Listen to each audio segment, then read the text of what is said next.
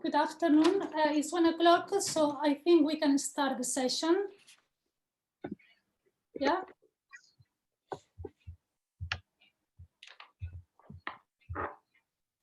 Okay, so we are starting the session, contributed session A of 2021 ESCoE conference on trade value chains. So welcome everyone.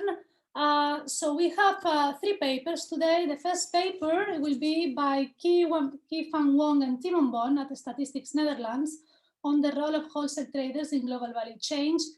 Due to personal circumstances, Timon Bon will replace Ki-Fan Wong on presenting this paper. Then we follow with Rita Korhonen and Johan Swerberg at ONS presenting the work on setting sights on the future, utilizing alternative data sources for trade deflator development. And then I will follow myself, who am also the chair of the session, presenting the Rotterdam Antwerp effect in the UK trade statistics. So we remind everyone that presenters have 20-minute slots. We will take questions at the end. We will have 10 minutes. So the audience, please keep using the question and answer facility to submit your questions. And then if you're invited to submit the questions, you can introduce yourself with your name and affiliation at the end. So I think with this, we can start with the first presenter. Timon, are you ready? Yes, I am. Thank you. So if you want to share your slides. Yeah, hopefully you can see this. Yeah. Yeah. Okay. If you can. Yeah. Yeah, thank you. As Anna said, I'm Timon Bon, and I'm working at Statistics Netherlands. And it is my great pleasure to present on behalf of my colleague Ki-Fan Wong, who cannot present today due to some serious personal circumstances. While I've not been involved in writing the paper directly, I'm familiar with some of the methods and data that are used, and will fill in for him. And I'm also quite active in the field of global value chains. So first, I will provide some background on the role of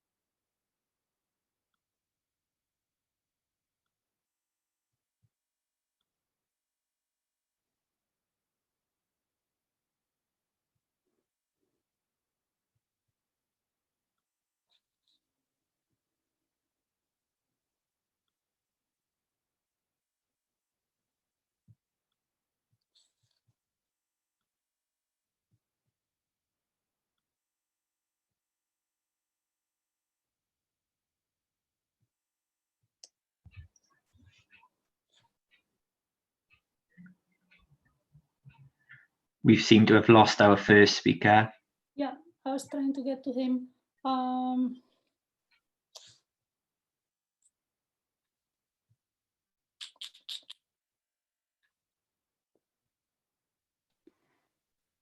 Should we go, Nathan, with Johannes while we wait for the first person to come back online?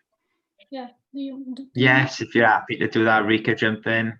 Yeah, I'll just share the slides.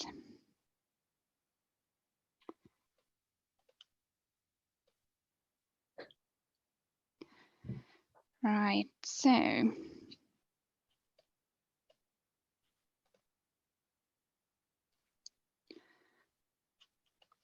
Hopefully you can all see the slides. So my name is Rika. I currently lead the Deflator development workstream here at ONS, and today I'll be presenting with my colleague Johannes around our work looking to utilize alternative data sources to develop trade deflators. I've listed our team mailbox at the end of the slide, so if you have any questions afterwards, we're more than happy to take any questions via email as well.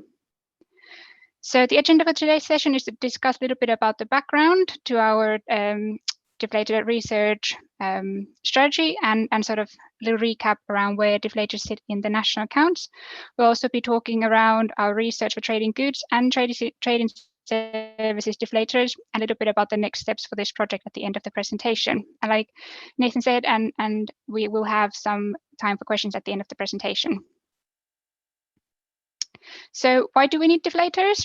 If we didn't remove the effect of inflation, it would be difficult, if not impossible, to distinguish how much nominal growth is attributable to increases in prices and how much is actual economic growth. And deflators are used to remove the effect of inflation, and this will allow us to analyze the real growth. So as we can see on the chart on the right-hand side, in the 70s, UK faced a high level of inflation due to increases in oil prices, as denoted by the blue bars. And sort of when the effect of inflation is removed, we can derive an estimate for real GDP growth, and that's denoted by orange bars. So if you look at the difference between cash GDP and real GDP, we can see quite a large difference, which really highlights the importance of deflating economic statistics to be able to have sort of a complete picture of the UK economy. So a little bit more about where the deflators sit in the national accounts. So there are three measures of GDP: expenditure, income, output, and sort of all these measures should in theory, sum to the same figure. The GDPE is calculated as the sum of expenditures. So for example, household expenditure or trade is a component of GDPE. To deflate the GDPE estimates, expenditure side deflators, such as consumer price indices, are used. The GDPI measures the income received from providing labor and capital services as inputs to production. The GDPI components are only published on current prices, meaning that they are not deflated. This is because the gross operating surplus component of the GDPI doesn't have a price and quantity component, and therefore deflating it doesn't make conceptual sense. The GDPO measures the value of production in the economy as the difference between value of outputs and the value of intermediate inputs consumed in the production process. And the GDPO data is deflated using production side deflators such as the producer price indices. So this slide has a couple points around our deflator strategy that was published in 2020. And I've got a link to that strategy on the slides. I believe the slides will circulate afterwards. So we've got 4 key aims. We're aiming to better capture quality change in fast changing industries. As an example of quality change could be cars. Cars have seen huge improvements in terms of quality. Consumers today are able to purchase cars with useful features that weren't available in the past. So the price of cars have gone up, but the cars themselves are of better quality as well. And therefore, the utility that consumers derive from using cars slightly increased as well relative to the price increase.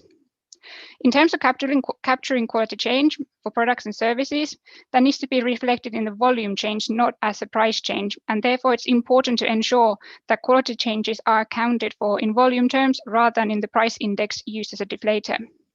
We're also aiming to ensure that we have effective and efficient processes that improve the production, quality assurance, and narrative around deflators. To do this, we have set up a deflator team focusing on scanning horizons, researching new deflators, and developing the current deflators. Another key aim for the team is to better utilize existing data sources to improve quality and consistency of deflators across the economic statistics. And finally, in line with today's theme, we're aiming to make better use of admin and microdata sources in our deflator research and development. So next, I'll be talking a little bit about our trade deflator research. So in terms of trading goods deflators, at the moment, there are 2 main price indices used as deflators: import price indices and export price indices. And the sort of aim of our development or research work is to utilize admin data sources to improve the coverage and of the current import deflators used in the trading goods processing. So there are different methods for compiling deflators. Price indices such as CPI or IPI are used as deflators in the national accounts. These indices are compiled by observing a sample of goods between different time periods. So CPI, for example, uses a basket of good approach, and it tracks the price of goods purchased by households, such as TVs and bread. There's an alternative method that can be used to derive deflators called the unit value index method, and I'll be talking more about this method in a couple of slides' time. So to improve the deflators used in the import side, we are exploring the use of HMRC microdata, which lends itself well for the UVI method. And the HMRC dataset contains information on product and country level for imports and exports. The HMRC collects data on UK trading goods with EU member states when businesses submit their VAT returns, and for non-EU trade, data is collected when businesses complete a customs declaration, and the information from those customs declarations are used to compile data for trade with non-EU countries. And the HMRC dataset is already used in the compilation process of trading the UK trade estimates that ONS produces. So a little bit more about the unit value index method. The idea behind the UVI method is to track unit price of a good by dividing total value by total quantity. And these unit values are then indexed to create the final deflator.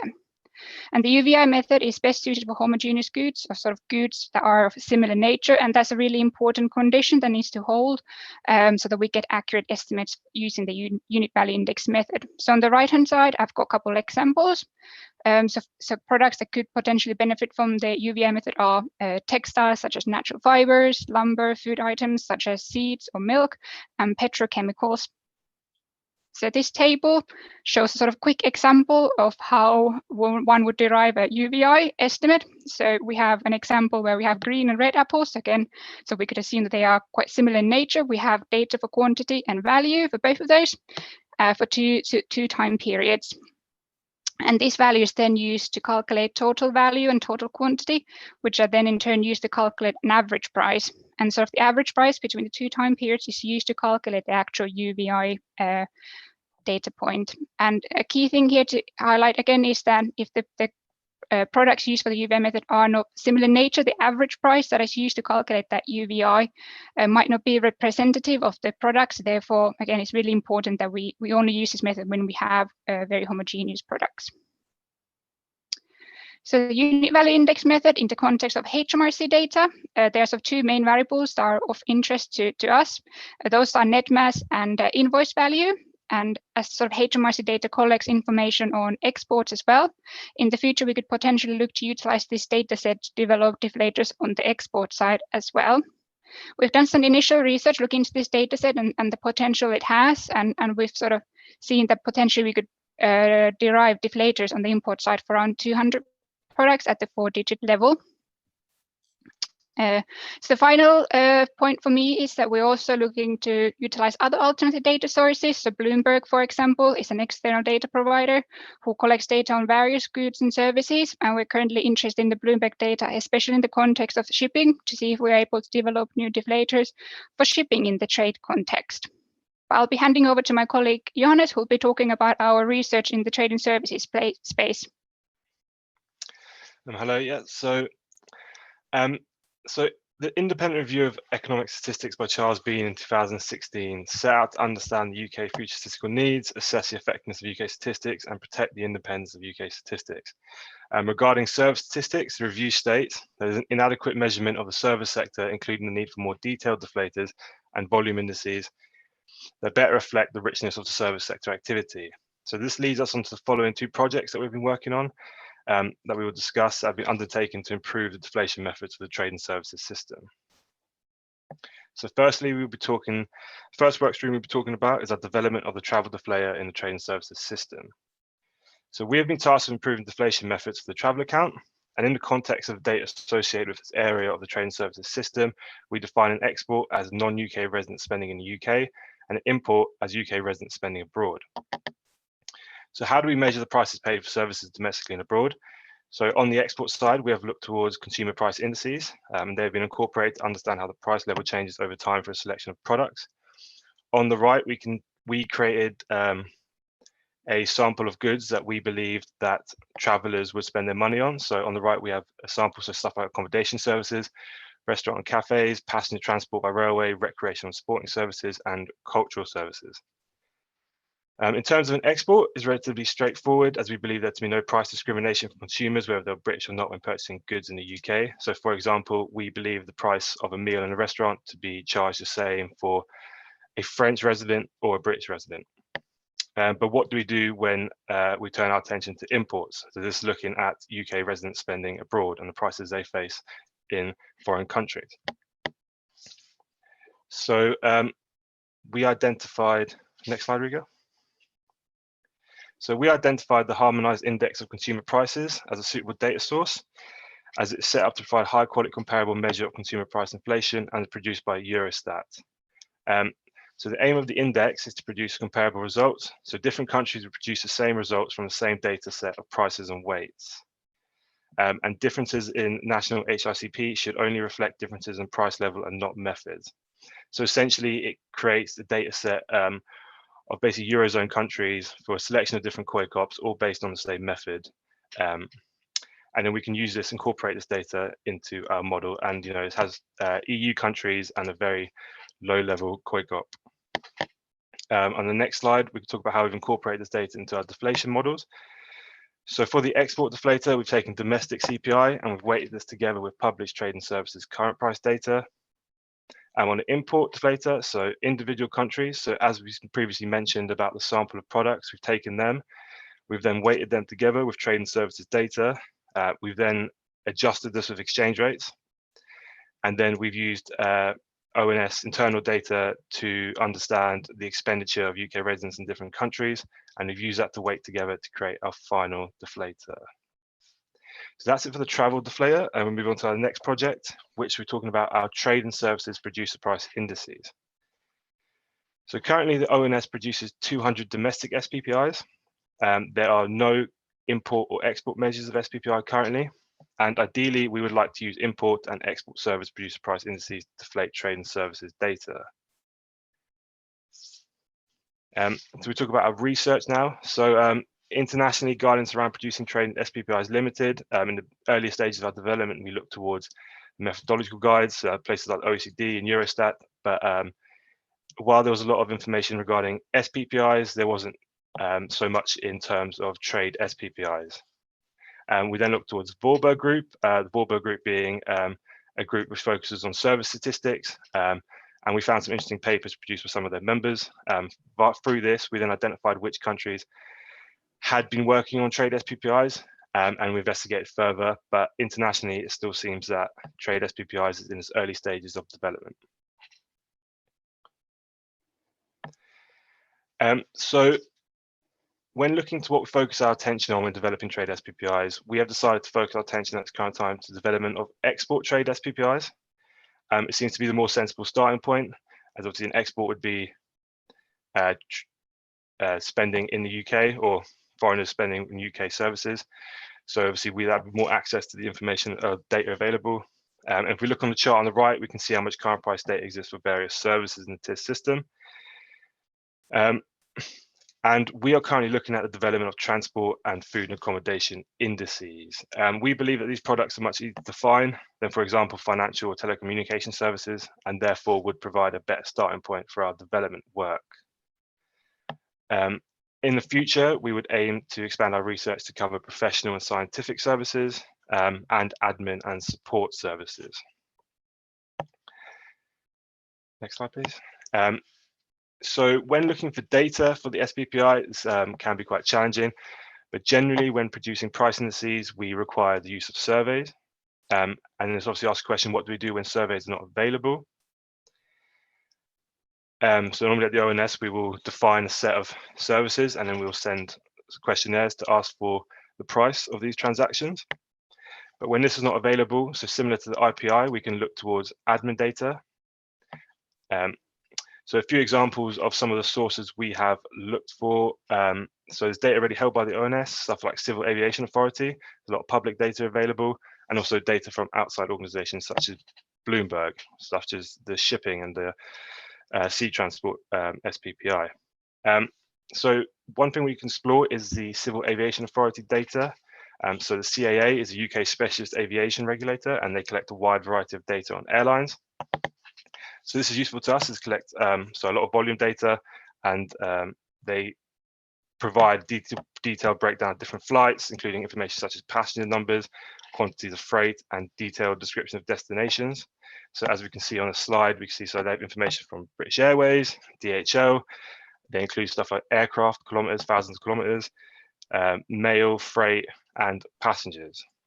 This could be used for us in our development, as in time, this could be used to help us create weights for a price indice. And now we look towards our next steps for the trade deflator research. In terms of services, we plan to expand the trade SPPI research to cover professional and scientific services and admin and support services. We also plan to work with our colleagues in trade and prices to have our new deflators implemented. And in terms of goods, we look to implement the new import deflators, and we also look to utilize the HMRC data on the export side. And furthermore, we also invite user feedback around our development work, and we'd be happy to hear any comments and feedback. So as Rika said previously, you can contact us at deflator.development@theons.gov.uk if there's anything you'd like to share or ask any questions. Thank you very much. Thank you very much, Johannes and Rika, for the presentation.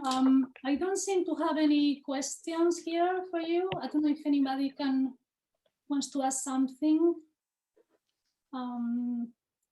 Okay, so it doesn't seem that we have questions. Thank you, that was really interesting. I think we can probably move on to Timon. We may have some questions at the end. Yes. Timon. Yes, I'm back. Yes, okay. I will proceed then with my presentation. Apologize for the disruption. So my paper is on the role of, well, it's actually not my paper. I'm filling in for my colleague Kei-Fung Wang, who due to some serious personal circumstances can't present today, but on this paper on the role of wholesalers in Dutch GVCs is, on the one hand, the rise of global value chains.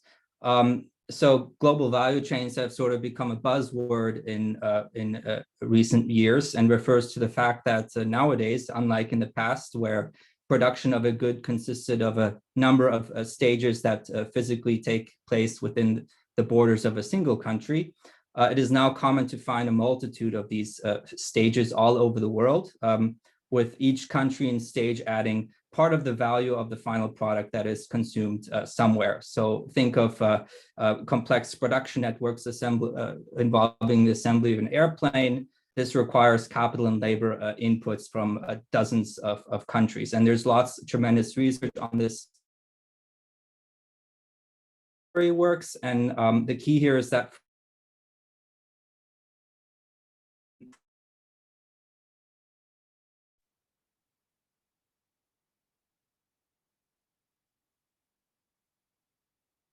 imports of many countries are actually used in the production for exports.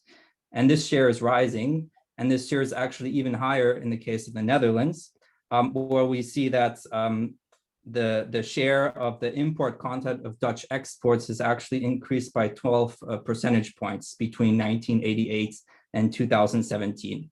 So this means the Netherlands is even more dependent on intermediate imports. So what is...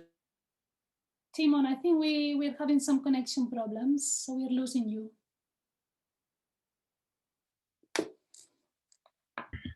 Maybe we could try it without his camera on, just for like obviously the bandwidth and stuff.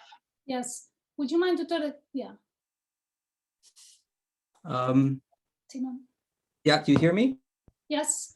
Okay. Maybe you can go a little step back. I think we lost some of the... Back, yeah. So we have the surge of intermediate goods in world trade. This is very high for the Netherlands. About 48% of Dutch intermediate imports are involved in the exports of products. Now, the role of wholesalers is important in this context, and also research in the role of wholesalers is growing. First of all, because they play a vital role in the trade interconnectedness between countries, such as helping with logistics. It has also been found that the exports of goods facilitated by wholesalers concern primarily third-party products rather than products produced by the wholesalers. This means that they typically act as export intermediaries, they enable other industries to export indirectly through them, thus functioning as a gateway to foreign markets. And research shows that this indirect trade is substantial via wholesalers.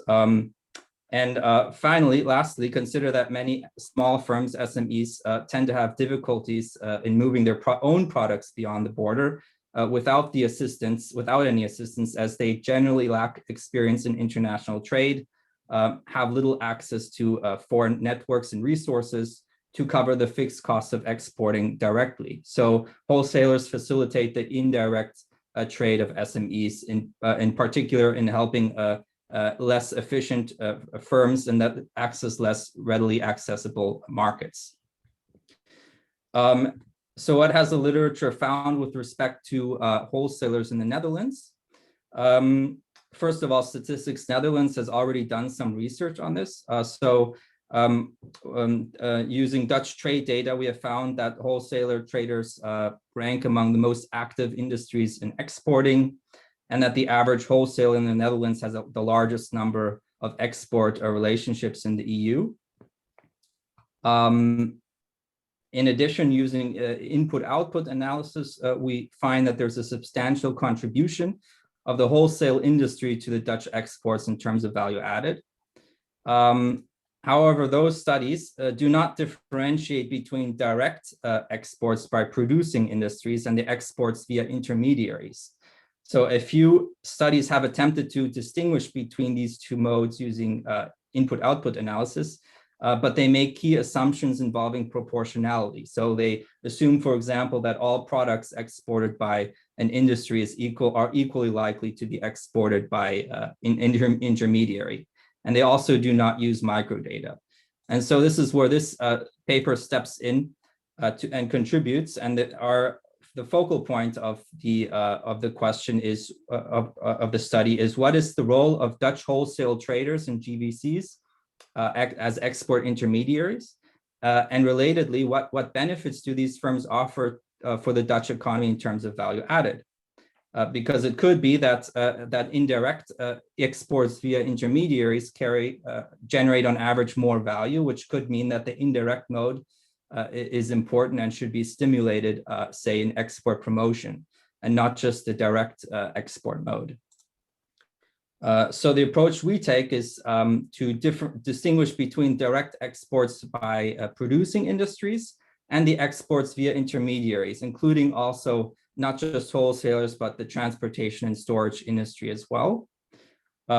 This method takes heterogeneity into account at both the industry and product level, which previous research has not. So we take a bottom-up approach using microdata and account for differences in the exports modes between different industries.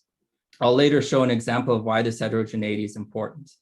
And for each product, it is thus determined what parts of its exports are realized by the producing industries and what parts by the intermediaries. So who actually uses the assistance of wholesalers?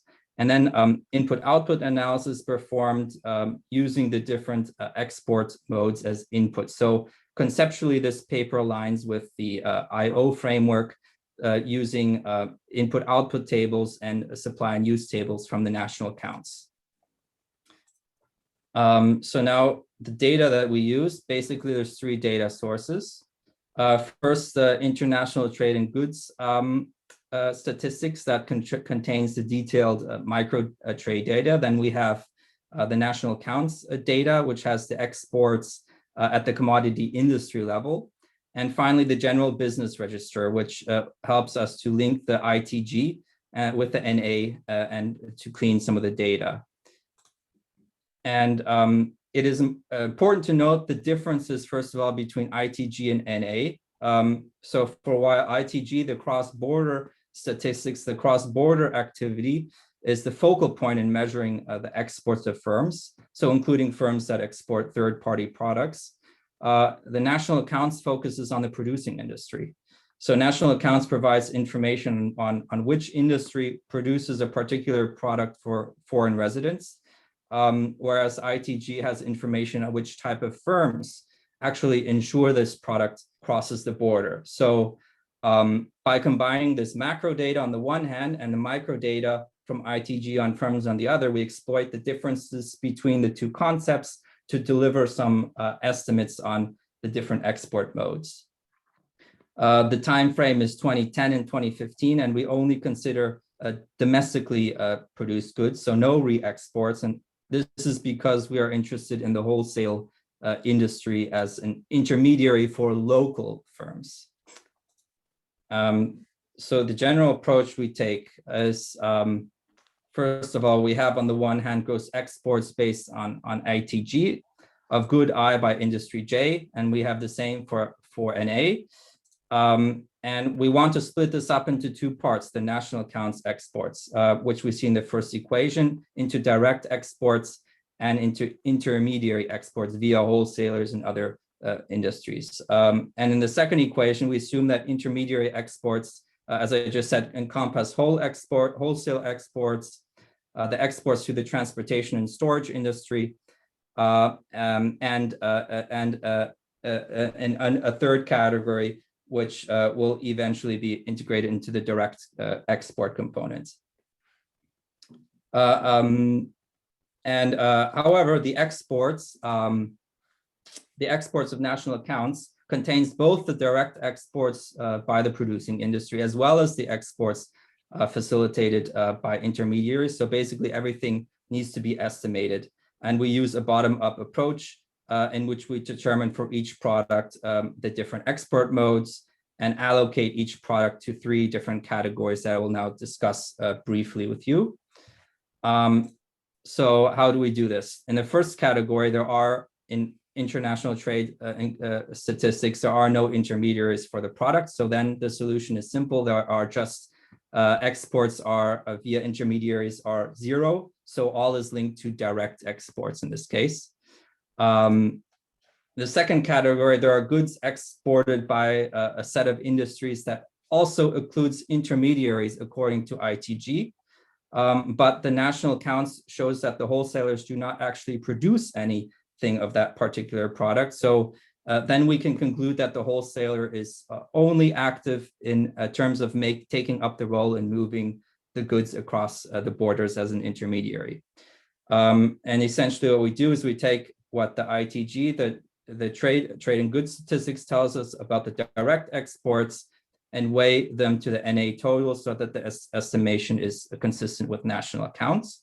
So those are the direct exports, and then the intermediaries are then are the remaining part, the residual. And then we decompose the intermediary exports themselves into wholesale, transport, and other, taking the shares in ITG of these 3 categories. So proportionality for a given product, the share of exports by wholesalers and transport are 60% and 40% respectively. Then the national accounts exports related to intermediaries also splits precisely along these lines.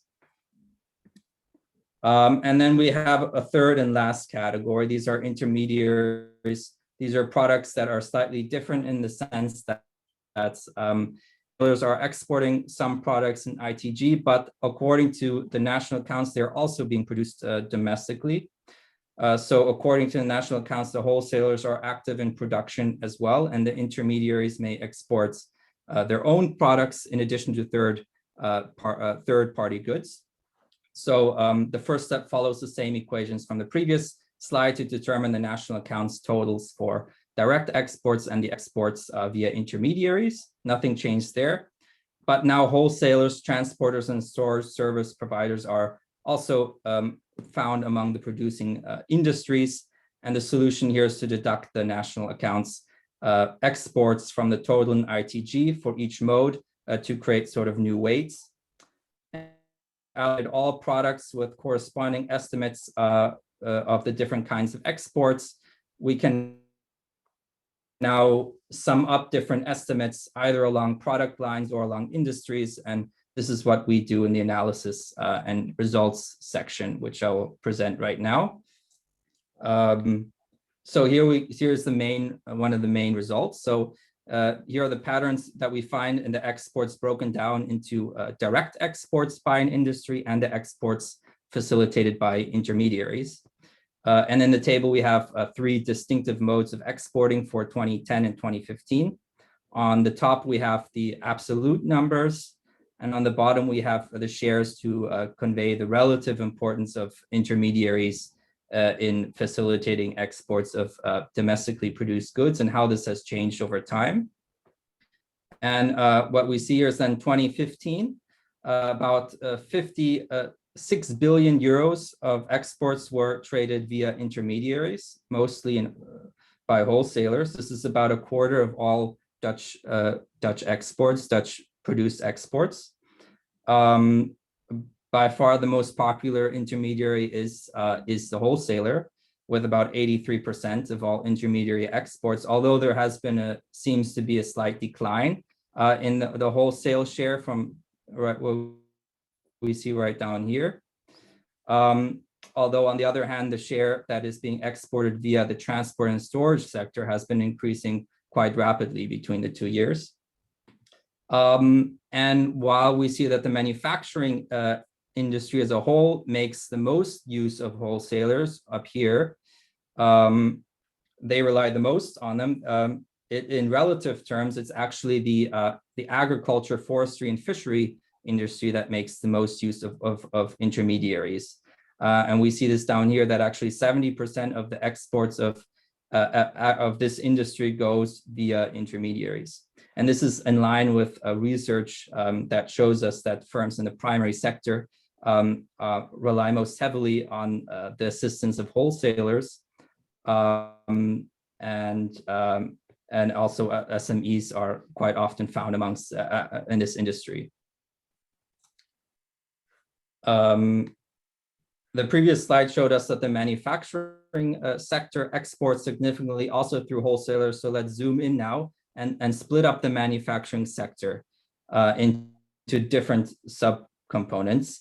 And we see that it's especially industries related to the manufacturing of food products, electronic equipment, metal products, and cars make heavy use of wholesale traders, although the share of all exports going through intermediaries depends greatly on the manufacturing industry and is generally pretty low. These are all numbers in shares, so relatively low, but varying. And there are some cases where wholesalers are a lot less active in 2015 compared to 2010. We see this in red, where there's quite a drop off, such as oil, timber, and the pharmaceutical industry. Now, this figure provides an alternative way to present the results at the SITC1 product level. So data points represent intermediary export shares of all products for 2010 and 2015 alongside a 45-degree line. It means data points above the line and denote an increased importance of intermediaries in 2015 compared to 2010, and the reverse for the data points below the line. And some interesting clusters can be identified. In particular, notice the orange dots.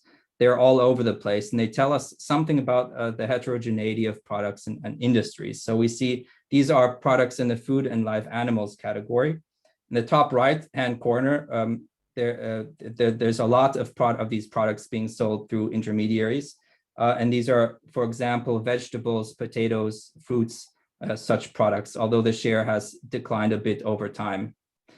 On the other hand, live animals, animal products are increasingly being exported by intermediaries, but we also see a bunch of dots here at the bottom. These are products in the same category, but that don't make use of intermediaries very much, they're being exported by the manufacturing industry. So here, the key trait is that they are food preparation products, which are produced in large companies in the food industries. And these are exported by the companies themselves. They don't need intermediaries. So there's a lot of heterogeneity here. And We see, on the other hand, also decreased importance over time of wholesalers for the raw materials in green, such as mineral fuels and building materials. And in general, if the focus of intermediaries seem to be shifting from the raw materials towards more products that are more upgraded along the Dutch value chain. Now we take a look at the role of wholesalers, transporters and storage providers in the Dutch goods exports from an input-output point of view. So we look in terms of value added that is actually created. So this table shows the value added in different industries exports. So for example, for agriculture, there's about 6 billion euros in value added created going through wholesalers. This includes all the value added that is being created in more upstream stages of the value chain. And what is perhaps most interesting is to compare these numbers of value added, compare them to the gross exports figures. There's some patterns that are similar. So for example, the share of value added in the agricultural sector through wholesalers is also very high. But the performance of direct exports based on gross values seems to be overstated as opposed to their performance in terms of value added. And this is because the ratio of direct exports to intermediary exports is higher for gross exports than for value added. And also the growth of value added due to wholesalers is growing more rapidly compared to the gross values. Also, what's very interesting is this row in bold. Here we see the value added as a share of total exports. And this shows us that the value added per euro export that is going through the wholesale wholesalers is quite a bit higher than the value added that is being per euro exported that is directly exported without an intermediary. So this suggests that intermediaries are linked to products that don't require high imports, such as agricultural products, as well as industries that are not well integrated in GVCs because they do not rely on imported goods. And so this suggests that wholesalers may be enabling local firms to further integrate in global value chains.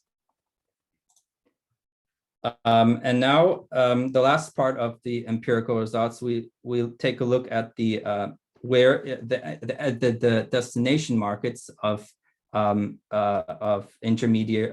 exports via intermediaries and direct exports, and how do they compare? As I discussed earlier, research shows us that wholesale traders service markets that tend to be more different and more complicated to reach than those of other exporting firms. So with our data based on trade statistics and earlier results, we now take a look at the destinations. And we see here the part that is in light blue is part of a direct export, dark blue is going through a wholesaler, and the green part goes to the transportation and storage industry. And the largest destinations have large shares of direct exports, even here wholesalers play a good important role in dark blue here, Germany, Belgium, UK. But what is perhaps more interesting is are the outcomes for the rest of the EU down here, the rest of Africa, because here we have substantial size of intermediary exports. And to some certain countries, the share of intermediaries is growing over time, such as Switzerland, Turkey, Norway, and Russia. And also for several countries, the transportation and storage industry is emerging as exporting intermediaries. And these large shares might also be related a bit to trade barriers. So trade barriers in Switzerland. So then firms prefer to go via wholesalers to Switzerland, as well as to small countries like Iceland, Gibraltar, and the Ukraine. And so now that's basically a wrap. This is basically a wrap of the main findings that I've largely stated in the presentation. So the bottom line is that the wholesale exports values are substantial and increasing, and their relative importance is even more important, higher in terms of the value added that is generated for the local economy. 20%, 27% of the total value added is generated in such exports, 23% of the total exports. Yeah, especially the sectors agriculture and manufacturing rely on this indirect mode of exporting via intermediaries.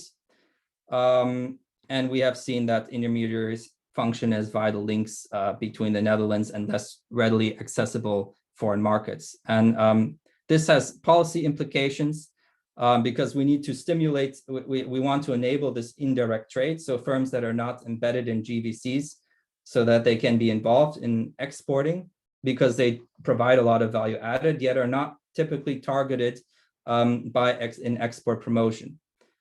So we need to perhaps stimulate them and enable firms with these low imports per euro exported to export more and create more value.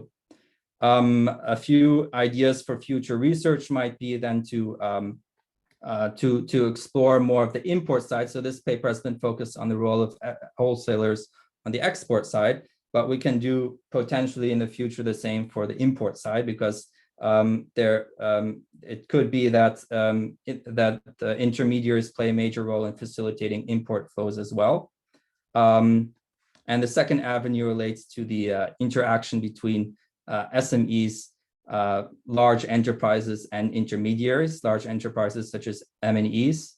Our findings suggest that SMEs play a large role in the indirect exports because we know a lot of firms in the agricultural sector which export via intermediaries are SMEs, but we do not know for certain whether they are SMEs. This is more of a supposition.